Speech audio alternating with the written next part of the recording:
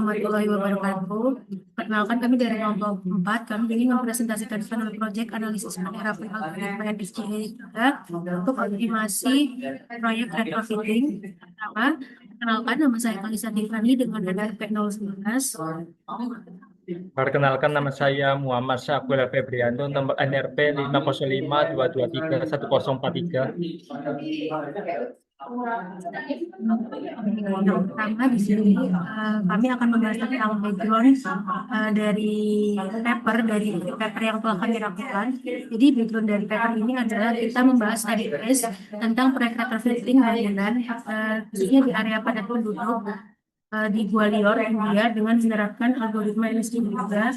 Lalu masalah yang dibahas pada paper ini adalah mencari optimasi multi-solution atau MOOP untuk kepentingan antara tiga tujuan utama, yaitu time, cost, quality, trade-off atau TCQT. Lalu kompleksitas melibatkan pemilihan kombinasi antara material dan metode dari 7 aspek konstruksi bangunan yang masing-masing itu memiliki opsi yang berbeda. Lalu kenapa di sini kita memilih menggunakan MOOP? Karena MOOP itu memberikan solusi tidak sama seperti single objective solution yang hanya memberikan satu solusi dan solusinya itu bisa cenderung bias kepada satu aspek saja. Lalu benefitsnya ketika kita menggunakan MOOP adalah kita mendapatkan solusi Pareto yang optimal, lalu kita bisa mendapatkan fleksibilitas pengambilan keputusan, serta kita bisa mengambil visualisasi dampak dari satu variabel itu bisa mempengaruhi variabel yang lainnya, jadi memudahkan para pengambil keputusan untuk memilih solusi apa yang akan diterapkan pada case dunia nyata. Lalu di sini ada explaining, yaitu penjelasan tentang cara kerja NSG3 algoritma, yang dimana terdiri dari definisi algoritmanya, cara kerjanya, serta komponennya. Definisinya itu NSG3 adalah algoritma optimasi metaheuristik yang berbasis populasi, yaitu yang dirancang untuk mengatasi masalah optimasi, terutama pada MOOP, dengan tujuan untuk menghasilkan sekumpulan Pareto optimal yang mempresentasikan trade-off terbaik antar variabel tujuannya. Cara kerjanya adalah pertama dengan reference point, yaitu menggunakan mekanisme berbasis objek referensi untuk menjaga keberagaman solusi agar tersebar merata. Lalu keseimbangan, yaitu fokus menyeimbangkan antara konvergensi dan keragaman diversitas. Komponennya itu ada pertama seleksi turnamen, yang dimana kita bisa memilih untuk berdasarkan kombinasi dari paretonya. Lalu update rules-nya itu kita menggunakan crossover, yaitu dengan cara menggabungkan gen dan mutasi perubahan acak untuk menciptakan solusi yang baru. Nah, lalu ini adalah flowchart di mana NSG itu bekerja. Yang pertama kita memulainya. Pertama kita menginisialisasi populasi dengan inisial N, lalu kita mengevaluasi objektif untuk solusinya. Jadi kita memilih tujuan solusi yang ingin didapatkan. Lalu kita menseleksi pattern, yaitu dominasi dari gennya. Lalu kita melakukan crossover SBX dan mutasi dengan polinomial. Lalu kita menggabungkannya menjadi N2 atau 2N. Lalu setelah kita gabungkan, kita sorting lagi, jadi menggunakan sorting Pareto rank. Jadi kita menggunakan rank yang dimana itu pada slide sebelumnya, yaitu pada komponen kita menggunakan seleksi turnamen. Lalu setelah itu kita membangun lagi. Setelah kita bangun P baru, kita lanjut ke front terakhir. Jadi front terakhir itu kita tentukan apakah front terakhir itu melebihi slot atau tidak. Jika tidak, berarti front terakhir tidak melebihi slot, berarti P barunya itu, solusi terbarunya itu sudah terisi, populasinya sudah terisi. Lalu ketika front terakhir itu melebihi slot, jika iya, maka kita akan menseleksi lagi. Kita seleksi lagi menggunakan algoritma NSG3, terus kita menormalisasi objektifnya, kita mengambil titik reference points dan reaching selection, lalu baru kita harus mengambil reference points dan finishing selection, baru barunya itu terisi. Lalu ketika barunya terisi sesuai dengan iterasi dan solusi yang ingin dihasilkan, ketika kondisinya itu sudah konvergen, maka algoritma sudah dapat dicukupkan. Tapi ketika kondisinya itu belum konvergen, maka kita akan kembali untuk ke step ketiga, yaitu menseleksi parent, lalu melakukan crossover, dan kita ulangi sampai iterasi atau solusi yang ingin dihasilkan itu sudah terisi.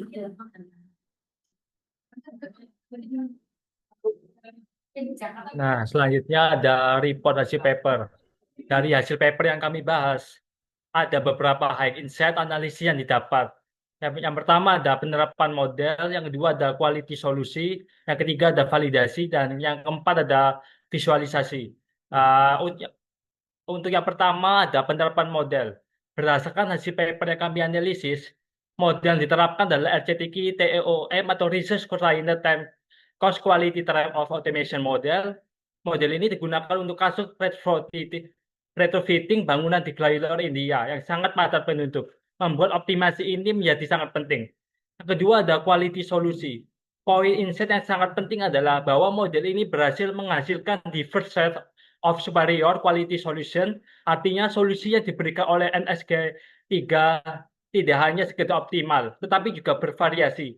Ini memungkinkan decision maker untuk memiliki berbagai opsi yang berbeda di sepanjang batas Pareto optimal. Yang ketiga ada validasi.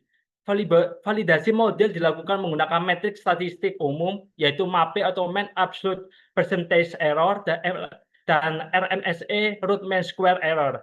Nilai metrik ini membuktikan bahwa model NSG3 yang diterapkan memiliki kemampuan prediksi yang kuat dan akurat terhadap hasil proyek.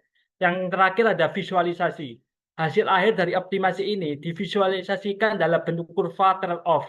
Kurva ini sangat vital karena memudahkan decision maker untuk melihat secara langsung bagaimana perubahan pada satu variabel. Misalnya, meningkatkan kualitas akan berdampak pada variabel lain, yaitu peningkatan biaya dan waktu. Next. Selanjutnya ada cooperation dan evaluation, yaitu ada kelebihan, kekurangan, dan evaluasi. Untuk kelebihannya sendiri, dalam perbandingan dengan algoritma optimasi multi-objektif lainnya, seperti MOPSO, MOACO, dan MOTLBO.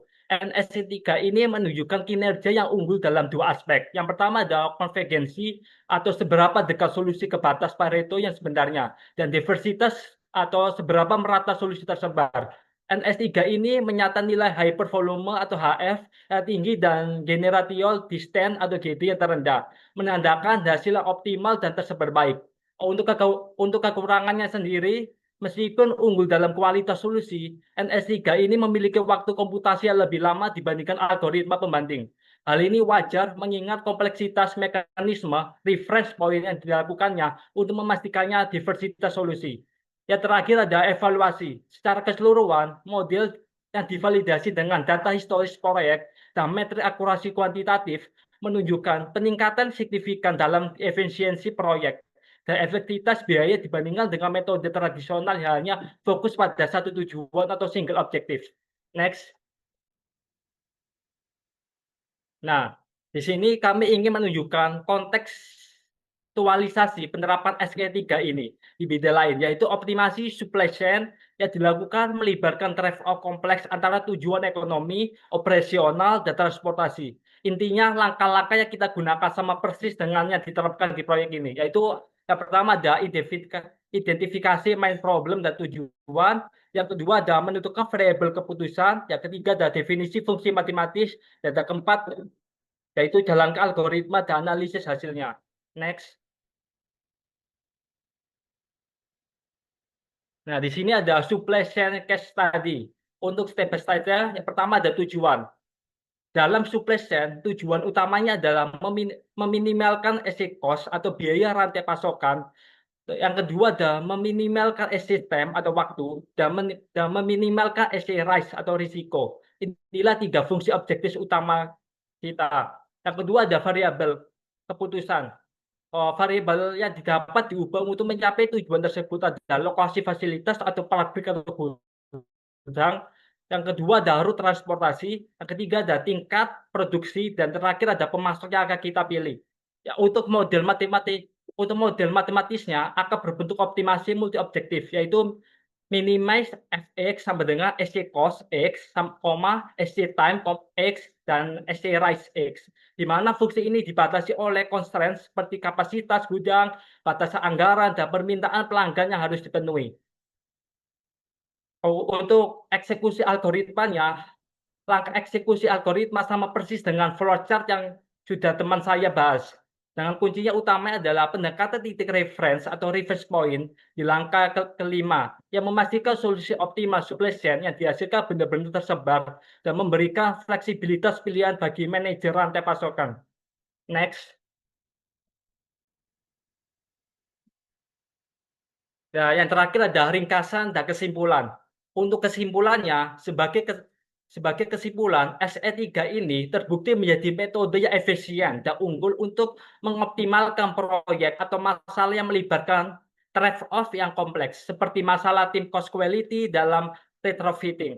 Untuk keunggulan sendiri, dari hasil penelitian, model NS3 ini lebih unggul daripada algoritma pembanding lainnya dalam menghasilkan solusi Pareto optimal yang berkualitas tinggi dan beragam. Visualisasi kurva trade-off yang dihasilkan menjadi kunci penting karena memfasilitasi decision maker untuk membuat keputusan strategis dan terinformasi. Secara ringkas, paper ini berhasil memperhatikan SCTK TEOM yang untuk mengidentifikasikan 7 aspek retrofitting dan menggunakan SC3 ini untuk menyeimbangkan kendala waktu, biaya, dan kualitas secara efektif. Meskipun waktu komputasi dibutuhkan lebih lama, kami menyimpulkan bahwa pengorbanan ini fair enough atau sebanding dengan kualitas dan keberagaman hasil solusi optimal yang diberikan. Next.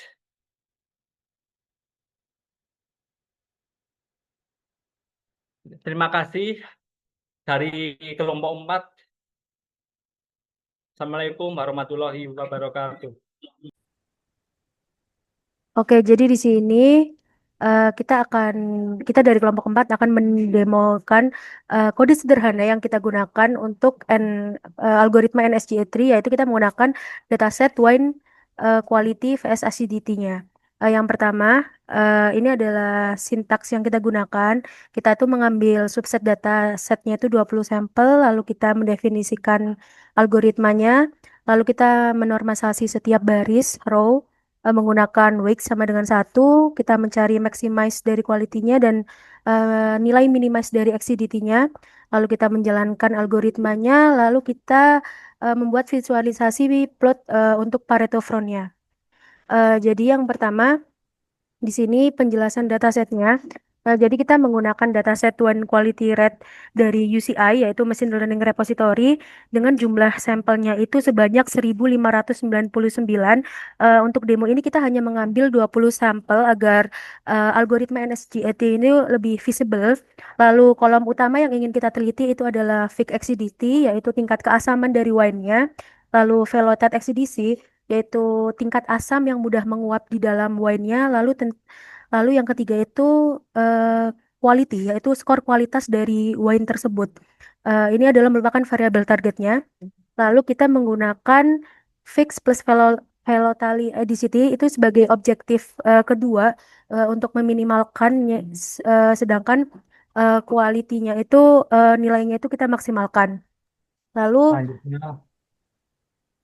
akan dijelaskan oleh teman saya. Selanjutnya ada definisi objective function. Yang pertama ada F1, yaitu kita maksimalkan rata-rata quality wine. Untuk rumusnya sendiri, F1 sama dengan main dot weight quality cool. Yang F2 itu kita minimalkan total acidity. Untuk rumusnya sendiri sama dengan NP dot weight acidity cool. Nanti ketiga ada constraints. Jumlah weight sama dengan 1. Dan itu kita diimplementasikan dengan normalisasi row agar setiap solusi visible. Yang berikutnya ada cara menjalankan algoritmanya sendiri, yaitu kita menggunakan SGA2 dari PyMo. Untuk parameternya sendiri ada 3, yaitu pop underscore size, and gain sama seed. Untuk pop size-nya sendiri sebanyak 50 jumlah solusi per generasinya. Untuk gain-nya sendiri ada 50 yang setnya itu ada satu untuk reproducible-nya. Untuk fungsinya, algoritmanya sama dengan NSG 3 itu subset-nya sama dengan 50, range-nya yaitu minimize when problem, algorithm, and gain-nya sama dengan 50, seed-nya sama dengan satu verbose true. Jadi kembali lagi ke codingannya, kita itu menggunakan di demo codingan ini kita tuh menggunakan library NumPy, Pandas, Matplotlib dengan algoritma PIMO. Di sini kita pakai DF, PD Retrievity, kita seperti biasa kita mengambil datasetnya, kita ubah datasetnya itu menjadi dataset tipe float, lalu kita tuh hanya mengambil 3 variabel yang ingin kita teliti yaitu quality, fixed acidity, sama subset volatility acidity-nya. Lalu pertama kita sesuai dengan algoritma NSGA 2, kita tuh pertama kita mendefinisikan kelas dari wine problemnya. Wine problem kita definisikan dulu kelasnya, terus kita evaluasi, kita memaksimalkan nilai dari kualitinya, tapi kita meminimalkan nilai dari keasamannya dari UN itu. Lalu kita menjalankan NSGA 2 dengan algoritma NSGA 2 dengan pop size-nya 50. Lalu kita minimize UN problemnya tadi yang XCDT-nya itu dengan endgain itu 50, seed-nya 1. Lalu kita bikin plot, sebuah plot untuk melihat Pareto front-nya dengan X labelnya itu total acidity, terus Y labelnya itu quality-nya. Lalu ini adalah hasilnya. Gen ini eh, beberapa gennya, terus ini N evaluasi, NNDS, nilai epsilonnya dan indikatornya. Di sini kita bisa lihat bahwa nilai di indikator itu ada beberapa data yang ideal dan sesuai dari quality dan tingkat keasamannya dari tiga problem variabel yang ingin di diteliti. Lalu di sini ada visualisasi tentang Pareto front, wine quality vs acidity-nya versus tingkat keasamannya. Lalu untuk interpretasinya sendiri bisa dilanjutkan oleh teman saya. Penjelasan iterasinya untuk awal gen 1 sampai 10 kita populasi random banyak solusi dominate perbaikan tinggi misalnya 0,36 di gen 2 fokus perbaiki ideal point titik terbaik. Untuk gen 11 sampai 30 non dominate sorting mulai kerja jumlah non dominate perbaikan beralih ke nadir ideal apps-nya turun misalnya 0,1 sampai 0,05 Pareto mulai terbentuk. Untuk Gen 1 sampai 31 sampai 50 konvergensi, NADS stabil mulai 10 sampai 20, XG-nya kecil 0,07 sampai 0,3, indikator seperti ideal atau nadir. Tunjukkan standing front-nya. Total evaluasinya 2.500 atau 50 gen kali 50 pop. Perbaikan terukur via apps jarak ke front sebelumnya. Dan indikator apakah ideal atau nadir atau F yang diperbaiki.